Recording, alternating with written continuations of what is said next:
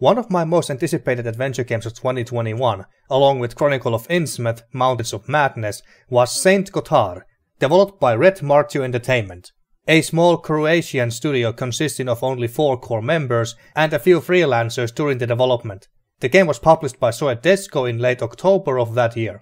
It's a Kickstarter game that was successfully funded in July 2020, raising over 50,000 euros, or nearly 57,000 US dollars, the initial goal being 39,000 euros. Saint Kotar is a psychological horror and detective point-and-click adventure game with heavily religious themes and Lovecraftian elements.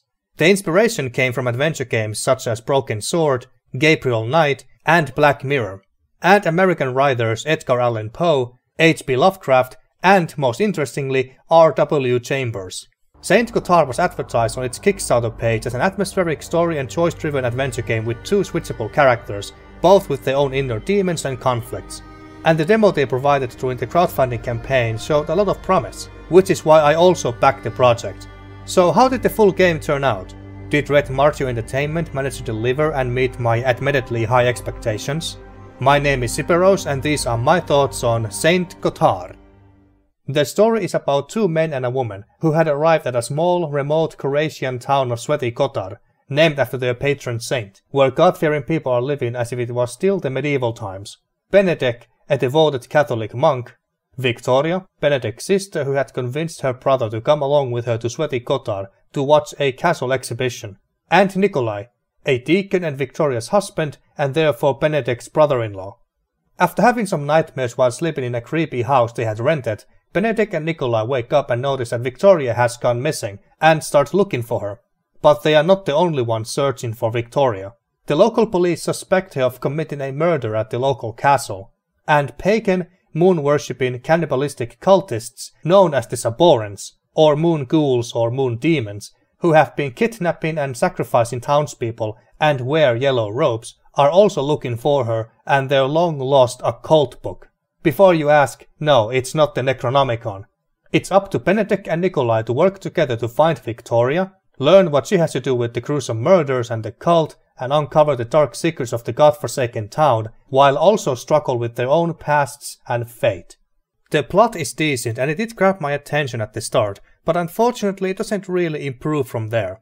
Sometimes it felt like the story was not progressing at all, and suddenly the game ends in a disappointing, lackluster note. The story has all the ingredients for a good and intriguing mystery. The town, its weird and god-fearing townsfolk, the pagan cult, their deity, the witch, the book, and more. But only little is done with them, leading to a clumsy execution and leaving things too ambiguous. On a more personal note, remember R.W. Chambers I mentioned earlier? He was an author best known for his book of short stories titled The King in Yellow from 1895.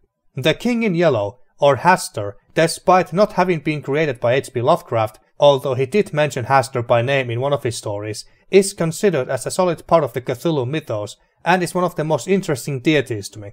So when the King in Yellow was mentioned in Saint Kotar early on at the lodge, I became very excited to see what his role in the story was going to be or how he was going to be depicted, only to be disappointed because he was never brought up again afterwards.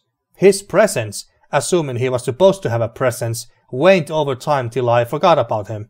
The game had so many characters and narratives that at times the story felt like a convoluted mess. The game was also supposed to be choice driven, meaning that your choices in the game mattered. And in a way a handful of them do. Your decisions can lead to your death or basically to just game over, so yes, you can die in Saint Kotar. But the consequences are minimal since you can just load the last autosave the game does every time you switch scenes. I haven't played the game a second time from start to finish, but I did revisit my older saves to try and do certain things differently to see what would happen and if the ending would be any different. You can, for example, seal the fates of certain people you have met by denouncing them anonymously for lack of faith or for being Saborans, which leads to their execution or being sent to the notorious local asylum. And you can do side missions or tasks for some of the characters you meet. Like, for example, you can decide whether to tell or not tell a young boy looking for his parents who his real father is once you learn the truth yourself. Or find out what happened to the souvenir shopkeeper's mother who disappeared years ago. Some of the locations you need to find to complete these tasks are quite well hidden, and I missed quite a few of them on my first playthrough. But none of these decisions or side tasks, however, seem to matter in the grand scheme of things, and you are railroaded to the same unsatisfying conclusion. They could have at least provided a slideshow at the end telling us how our decisions had affected the town and its people. Very simple yet effective solution. And the characters that you meet in the game are not making the story much better. But let's talk about our main cast first. The first protagonist we are introduced to is Benedict Dornani, voiced by Mike Bodie.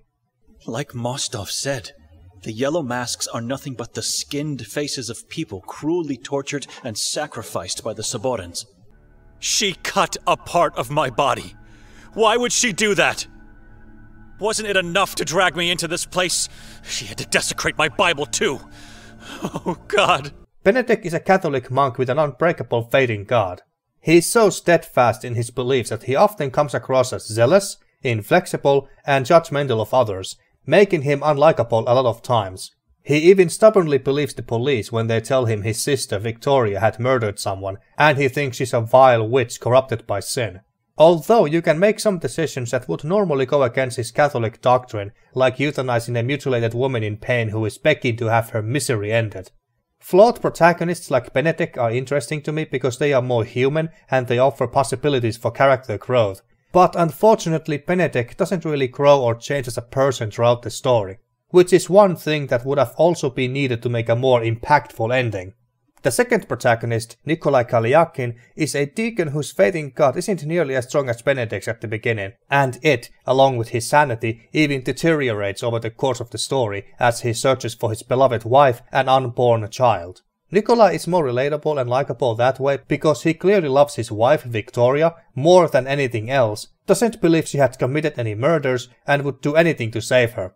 Even if he had to make sacrifices or sacrifice others depending on the choices you make. His voice actor, Michael Schwalb, also gives the best performance in the game. Several people were calling for help, drowning in the ocean. Angels looked down on them from the safety of the sky, proud of themselves. I can't even look at you. It's horrible. I'm sorry. I'm so sorry for everything. It's my fault. It can't be true. No, you are not. You're not dead. No. No! You can feel the desperation, pain, anger and sorrow in his voice. These two different, flawed religious men with their own views on God and fate would have made an interesting and dynamic duo, but unfortunately they are separated most of the game, and whenever they are together, they bicker more than try to understand each other, and you rarely even get to switch between the two. Most of the time you are stuck with one of them until the game decides it's time to switch to move the plot forward. The other characters are not particularly good. There was two whom I liked or felt sympathy for, like Arsen, the local fisherman, who thinks a vampiric leech sucking blood from his neck is his child, and we must decide whether to kill the leech so Arsen can be accepted back to the church, or let it live and deceive and lie to the priest about it. My favorite was Marco, the inmate in the asylum, simply because he was the most helpful character in the game. The rest of the townsfolk are strange in their own ways, but not very interesting, and they are partly ruined by the voice acting, which varies from mediocre to awful, sounding like robots reading from a script. The warden takes no visitors here, only in the asylum. And I trust you are well aware you don't want to be a patient of his. Or overacting. Get their eyes, hearts and brains! I want to feel their flesh and soul thrive through me!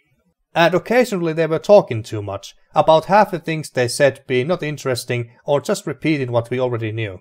However, the developers have confirmed that they are going to redo some of the voice lines with new voice actors in a future update. I also want to touch upon the way they handle the dialogue options in the game. I'm sure many will disagree with me on this one, but I don't think you need to be able to select and say every or even most dialogue options given to you in adventure games. That's what Saint Kotar does, for better or worse. In my opinion, worse. There were at least a couple occasions when I was given like 3 dialogue options. I thought about and considered which one to select in case I can't say all of them, only to have the other character stay silent until I exhausted all the options. And I thought, what's the point in this? Because point-and-click adventure games don't have much gameplay, but you could still decide what to say or ask. Some of those decisions being hard ones that have a huge impact on the story and its ending, even making the game possibly replayable. In Saint Kotar, you don't need to make decisions like that, at least not that I can remember. That felt boring to me. That's also partly why it sometimes felt like the characters talked too much. What really carries Saint Kotar is its look, atmosphere and overall somber mood. Aesthetically, the game does look beautiful with its hand-painted, detailed backgrounds with the constant feel of unease and dread, accompanied by fitting ambient music building the tension. The town of Saint Kotar is my most favorite area in the game, with the old buildings, the creeping fog, the lights, and of course a good portion of the characters being in it. The game also doesn't shy away from showing some disturbing and even grotesque things like blood, corpses, flesh and guts on sacrificial altars, in hidden lairs and the forest. The character models are 3D and look serviceable but have somewhat stiff animations. The amount of animations that the protagonists have is very limited. Whenever something that requires more unique animations or something dramatic like acts of violence happens, the screen fades to black and all we can hear are the sounds and voices of the characters. This happens in most adventure games to some degree, but in Saint Kotar the screen fades to black way too many times to my liking. And there were at least a couple occasions when I enter a building, but I don't see what's inside. This one time when I entered a house that had human parts scattered all over inside, and somewhere even turned into furniture, the game didn't show it. Benedict just quickly looked around, described how horrible the sight was, found a lever, pulled it, and came out. I can't help but feel that all of this is because of budget restrictions. It's certainly not because the developers didn't dare show violence or gore like that. The screen faded to black so many times that it reached to the point of annoyance. Speaking about annoyance, another thing that I found frustrating was the game's lack of fast travel of any kind. In almost every adventure game you can double click on an exit point of a scene and the protagonist would teleport across the screen and moves on to the next location. Some games go even further than that and offer more convenient ways of fast travel that help you skip multiple scenes, saving you many clicks. In Saint Kotar, there is none of that. You must watch the protagonists run, slowly, from one end of the screen to the other to enter a new location every single time. I'm honestly inclined to think that this was an intentional design decision from the developers to increase the game's length, which is quite short, about less than 10 hours, depending on if you try to do all the side tasks. Because I don't believe that adding something as simple as fast traveling across scenes by double clicking is that hard. One last thing that may or may not bother people, depending on what they are looking for in adventure games, is the puzzles.